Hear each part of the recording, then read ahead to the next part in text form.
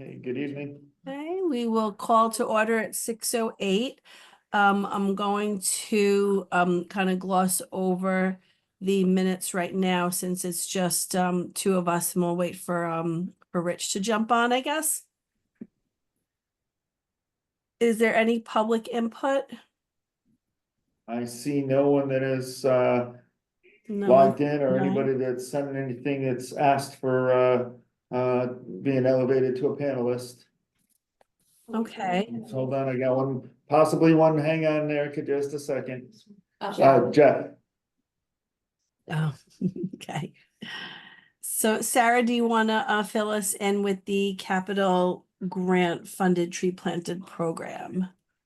Yeah, so officially we have 109 trees ordered, so those have been sent to the contractors. With between Gay and I, there should be another 40 coming by the end of this week. Kind of had a lull in terms of more staking, but we're still trying to hit 300. That's our goal for this fall. And then I just wanted to clarify for the public, we've gotten a lot of like requests or questions about this. So the public right of way isn't always clear if there isn't like a sidewalk or a clear curb line. On some streets, it just looks like lawn.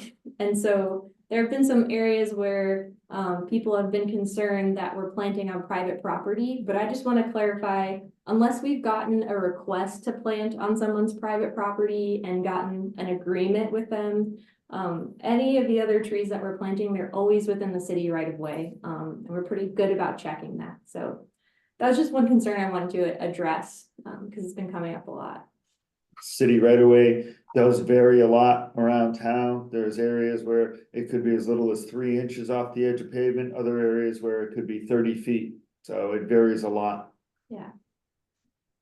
Is that from general community members, Sarah, would you say?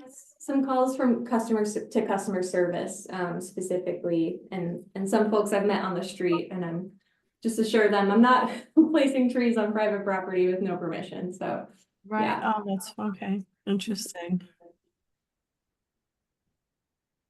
Okay, and do we have, and how far into the fall do they continue with that water planting program?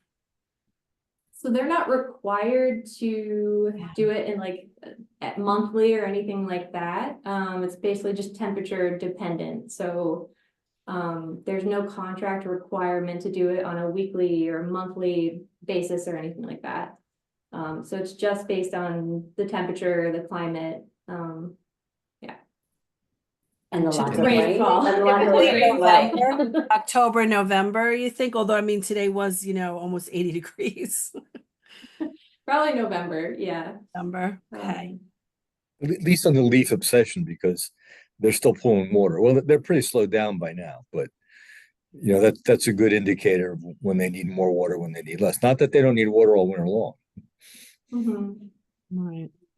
And your roots continue to grow until the ground freezes. The slender trees that were planted outside the East Campus parking lot at CT State Norwalk, we might want to take a roll by and just see how they're doing in terms of water. I went by today, and it's borderline, although I have to tell you, I was not paying attention the entire time I was driving by them. Yeah, we're in a really rough drought state right now, and you'll notice that a lot of the trees are not even turning. They're just experiencing leaf drop. So it's been a little tough. I've been seeing some spots where I've had to notify the contractor they're not looking happy. Please make sure that they get watered. I can jump into the watering report right now if that's cool. Sure. But I mean, it was such a difference from last year when we had so much rain. Yeah, and August was beautiful. Got so much water in August. Both contractors fulfilled their contract requirement with watering and submitting their schedules. I misspoke last meeting. I did have Minutemen's watering schedule. So August through October, I think they sent theirs last week. They fulfilled their requirements. Awesome. And Gay, do we have anything new with tree liaisons? Maybe you want to talk a little bit about this the 40 trees that you and Sarah would just that would be kind of awesome. Right. Gay is killing it.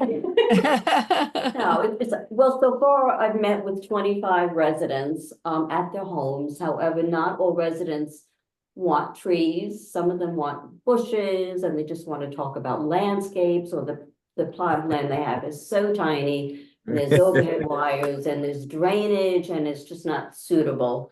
So I apologize that it just won't work, but anyway, so however, we will be planting 29 trees. I've got another 5 trees coming in by the end of this week. I'm gonna send you the approval. Mhm. So, that's it so far, but there's lots more to reach out to, and it takes a while to get people to respond back, but that's okay. I love it. I'm having lots of fun, I have to say. Great. Sure. Good, Are you're- you on like foot patrol, or how are you doing this? Well, what is How that? are you Are finding them on location, just going knocking on doors or? Oh, Are you no. walking around knocking on doors? No, I'm not that crazy. So it's by emails and phone calls, and sometimes they get referrals from someone who cannot accommodate a tree, but the neighbor right across the way can, and so I knock on that door with knowing that someone recommended me. So we get that, and some people have multiple properties throughout the city of Norwalk, so sometimes I get referrals that way. Other times I see city, plots, and I work with Sarah about that, and we've been planting trees around there. And today you gave me permission, yay, I have Marvin School, which I've been eyeing that strip of land, you know that, I've been bugging you about that. So we'll be getting trees in there. It's just a combination of everything, just doing what we can to bring in and meet that goal. Yeah. So much fun, it really is, great. Do you feel that there's a concentrated area, or they're kind of scattered around? Like where are you seeing most of this? It is scattered around, although Sarah did try to organize it by street, it absolutely never works out the way it's all over the city. It is what it is by the time you set up meetings, so that's fine. So Gay, with respect to Marvin School, I mean, I just sent Sarah this 2009 planting for Beach Road. That is the continuation of this planting concept. So I don't know, Sarah, if you can share that with you, or Gay, I'll send you a PDF. It just gives you Okay. the, I mean, we had talked earlier when we stepped into the meeting about Sarah looking at the tree species we selected and saying, are they working on Beach Road? And if not, we change the deciduous trees. I mean, this is a street where there should not really be flowering trees. They should all be high canopy deciduous because of the island in between and the span between Beach Road. So when you go out to looking at Marvin School, that is the directive as far as I can tell from the plan we started back in 2009. So Okay. maybe there's an Yeah. assessment, Sarah, with Gay about what's working, what's not, and how do we start bridging the gap from what we planted through to the intersection with what, East Avenue, I guess it is, or Yeah. Agree, it's part of a bigger picture. Prove Gay. it. Yeah. agree, thank you. And then you should ask about the evergreen. Oh, want me to? Yeah, you Okay. can. So there has been a request for evergreens, and many of those city-owned properties, sort of the cul-de-sacs, they want to put trees in there, and the number one request is a Christmas tree or some type of tree. No surprise. So, the trees that we have, between the eastern hemlocks and the Norwalk, spruce, and what was the other one we had? I don't know, they're not appropriate because of diseases or some other reason, or they're not native. So if there's a tree that you would recommend, I would appreciate it, and it's in stock too, right? We have to Yeah, make and the sure number people- one issue is overhead wires. Right, Like, right, that's- right, they have to be careful of the overhead wires too, but those I wouldn't recommend anyway, but there are lots of cul-de-sacs that have. Perfect, they don't have any overhead wires, that's why I planted the horned, beam thing. So Well, if you Yeah, I have mean, any, the Norway spruce is the one that's on the list that'd probably come closest. Once you go to Colorado Yeah. blues, which I don't think we have on the list, Paul, I don't think. I don't think so, no. what about that? It's not I on mean- the list.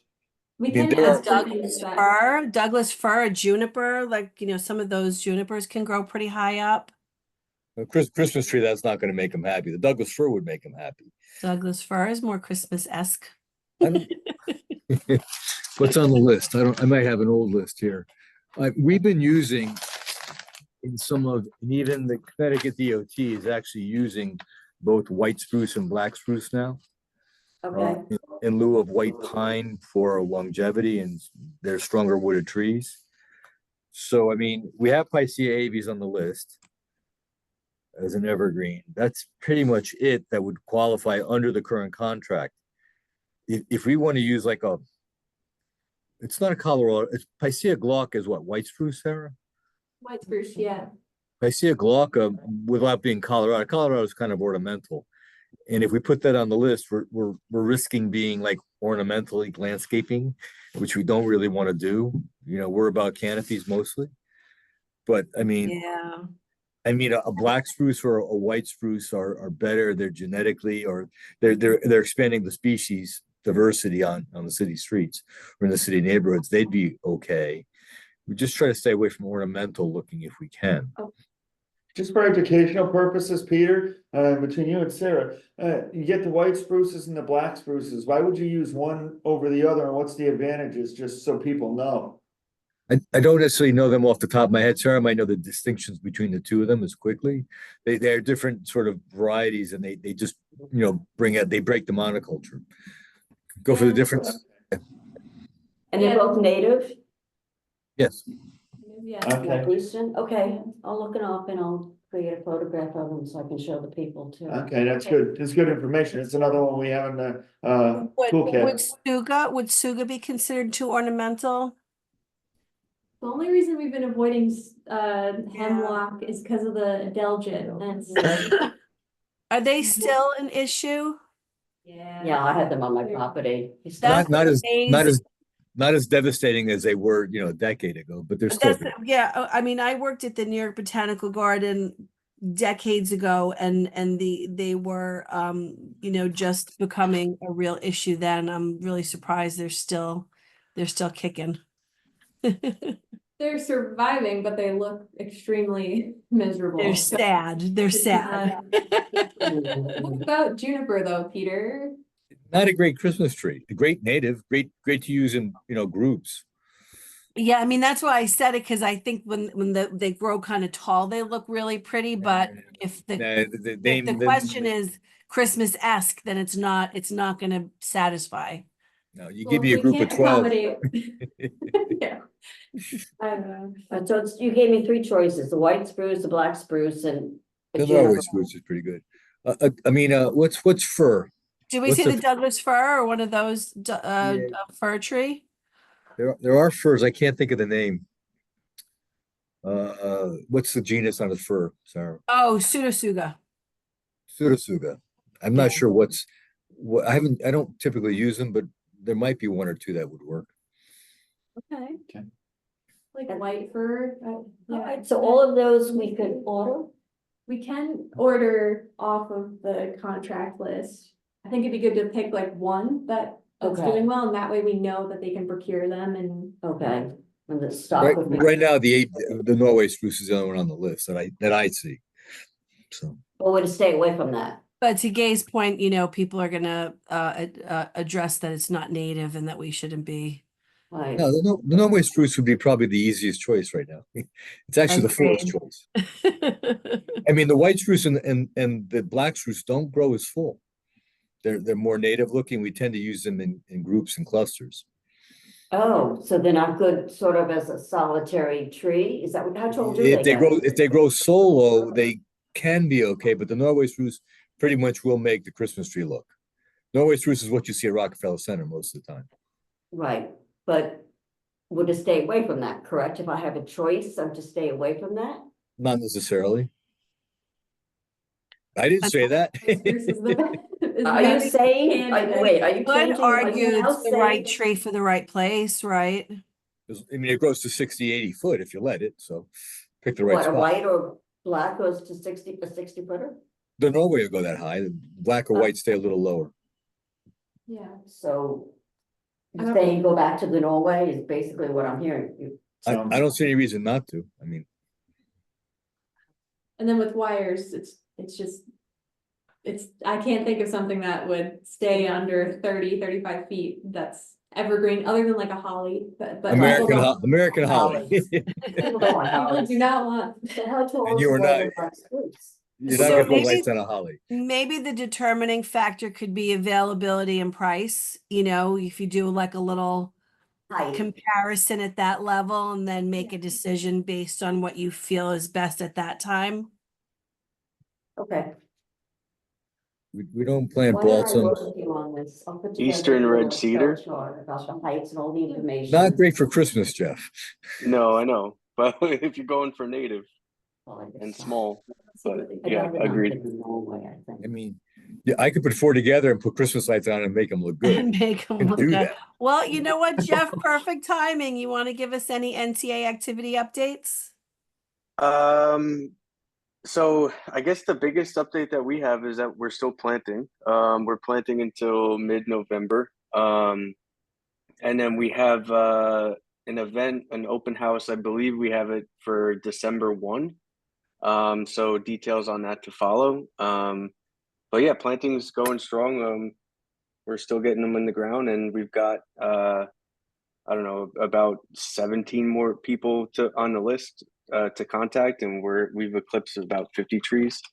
I have to get the numbers together, but you know, getting them in the ground, keeping going, and just to the point of like private property. If you you know, we can plant on private property, so if you have any locations that are, you know, ready to go, we can do that.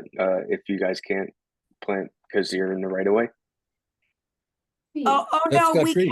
we can, Jeff. I think what Sarah was saying was that some people were trying to make sure that she had permission, and she was explaining that it was in the right of way, but we can certainly plant on private Okay. property, just with permission, of course. Yeah, likewise, same here. So Yeah. okay, cool. Yeah. But yeah, that's my NTA update, and we have our meeting on Thursday coming up. So keep going. Awesome. Let Look, me it's just all clarify. about forward real quick. momentum, right? Sorry, Erica. We are sticking to planting like street side on private property, so we haven't really been accommodating for like backyard trees because of the grant funding to ensure that it's a benefit to like the neighborhood, the surrounding. We've never done backyard trees. Yeah. Because we're not trying to landscape people. It was always about canopy, street lining trees for sure. 100%. We've been on the same page. Yeah. But Jeff, just to clarify, you can plant it on the side of a house or a backyard ever? Yes, we can plant wherever. We can plant in backyards, but it kind of the same thing. We don't want to be come the Norwalk's free landscaping, because we are trying to focus on canopy, and then right tree, right place. So wherever we can see the benefit of shading the house or shading pavement, driveways, things like that, we try to stick to that. Right. But yeah, if there's not enough room and there, you know, it's a better location in the back and it'll serve our purpose of enhancing the canopy, we can absolutely plant there. But that's good to know. You have a little more leeway than we do. Yeah, they Yeah, do. and the other thing is that we've been trying to stay away from evergreens as well, because we're trying to stick to canopies, and not necessarily plant the heads for privacy.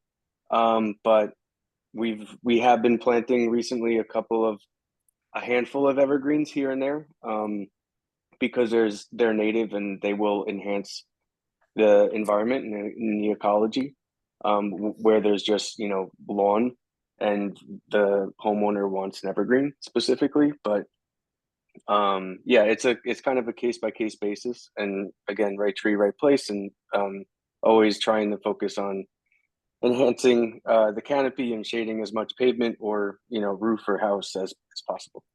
And put So- public, so public, Jeff, what you- public being the priority, public places being more of a priority. Yeah, but again, we, as the NTA, we kind of have a little bit more leeway, so we can go in the backyard, but yeah, we try to adhere to the public as much as possible. And just so everybody's aware of why too, when we get our capital budget funding that we use for tree planting, it's usually to enhance, once again, the street tree canopy, so we're obligated. If there's grants, it might require canopy, so if the grant, it has to be in that area, and that's why we can't necessarily just go on to the private property on the side of a house or something like that. Whereas the Tree Alliance has a little more leeway because of it being a volunteer organization versus the city capital budget where it's actually obligated for a specific purpose. Right. Sure. So Jeff, which evergreen are you planting then? Eastern red cedar, white pines. And we don't plant Norway spruces. We haven't planted any spruce recently, but I have in my professional career planted white spruce and black spruce. They're good trees, but kind of the same thing. They're a little bit more scraggly in their mature growth habit. Isn't that what came down at the golf course that everybody was like all up in arms about? Was that the one that was underneath the wires? Yeah, I don't know if they were under wires. People were just complaining that they were Norway spruces and they weren't native anyway. It was at the do you remember that? I remember it- something with Eversource, but I think Yeah, exactly. It remember had to do with it's specifically. Eversource, yeah. and the golf course, exactly. They did take down trees and there was the overhead transmission lines and they were doing work there. That's why they took them down, but it was the evergreens. Mhm. On the 14th tee box. Yes, right. Yes, Chris.